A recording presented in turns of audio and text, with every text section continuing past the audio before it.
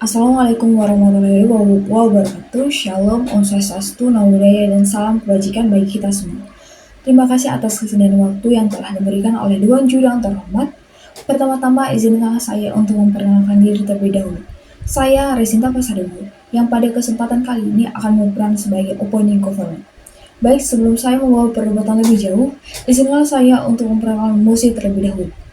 Musi pada kesempatan kali ini adalah sebagai pemerintah Indonesia, Dewan ini akan memprioritaskan beasiswa berbasis prestasi dibandingkan beasiswa tidak mampu. Baik, beasiswa berbasis prestasi adalah bantuan pendidikan yang diberikan berdasarkan capaian penerima, baik dalam prestasi akademik maupun non-akademik yang proses penerimaannya diikuti serangkaian seleksi ketat seperti beasiswa unggulan atau LPDP. Sementara itu, beasiswa tidak mampu adalah bantuan pendidikan yang diberikan kepada golongan masyarakat berpenghasilan rendah guna memberikan kesempatan belajar di tengah hambatan ekonomi keluarga. Contoh beasiswa ini adalah KIP Kuliah dan Bidik Misi. Perlu saya tegaskan bahwa dalam masa ini beasiswa tidak mampu bukan sepenuhnya dihapuskan, melainkan diposisikan sebagai prioritas kedua setelah beasiswa prestasi yang menempati puncak prioritas. Hal ini bermakna jumlah dana, kapasitas penerima, dan fokus kebijakan akan lebih tertuju kepada beasiswa prestasi. Sebagai opening government, saya meyakini bahwa menjadikan beasiswa berbasis prestasi sebagai prioritas adalah langkah yang paling tepat. Maka dari itu, saya menyatakan setuju terhadap mosi. Dewan Juri yang terhormat, kebijakan ini dapat meningkatkan efektivitas anak bangsa ber-SDM unggul. Maka dari itu, izinkan saya memaparkan 3 alasan utama mengapa kita harus mendukung kebijakan ini. Yang pertama, kenapa kebijakan ini dapat meningkatkan efektivitas anak bangsa ber-SDM unggul? Adanya sistem seleksi ketat terhadap calon penerima beasiswa dapat menjadi jaminan bahwa negara memberikan dana pada orang yang tepat. Dengan demikian, negara akan menerima feedback atau umpan balik dari sang penerima beasiswa berupa kontribusi nyata, misalnya dalam hal inovasi maupun penelitian. Contoh nyata penerima LPDP yang telah memberikan kontribusi pada tanah air adalah Maudy Ayunda, di mana Maudy Ayunda berhasil menghadirkan sejumlah inovasi sosial, salah satunya dalam bidang pendidikan, berupa mentorship dan scholarship. Yang mana pada mentorship dan scholarship ini, calon penerimanya harus menciptakan proyek yang diharapkan akan membawa dampak atau prestasi terhadap sosial atau lingkungan.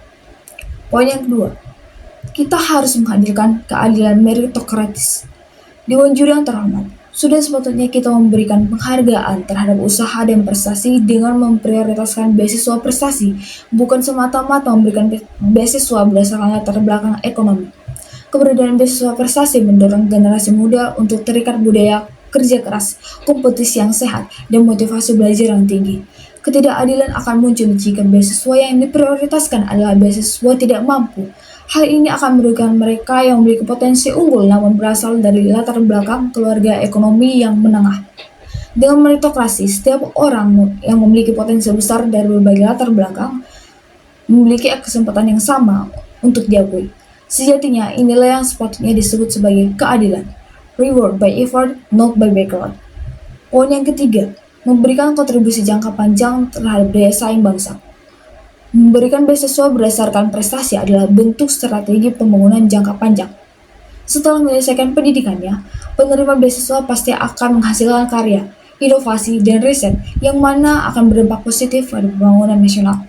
Kehadiran mereka bersama karya-karyanya akan mengharumkan nama Indonesia di kancah internasional. Dengan kata lain, menempatkan beasiswa prestasi sebagai prioritas akan memperkuat posisi Indonesia dalam persaingan global. Dewan Juri yang terhormat, alasan ini telah membuktikan bahwa memprioritaskan beasiswa prestasi adalah langkah yang paling efektif, adil, dan visioner. Kebijakan pemprioritasan beasiswa dapat memastikan dana pendidikan yang dialirkan menjangkau orang yang tepat, kelak menghasilkan sumber daya manusia unggul dan memperkuat daya saing bangsa. Dengan demikian, saya selaku pihak pemerintah mendukung penuh mosi ini.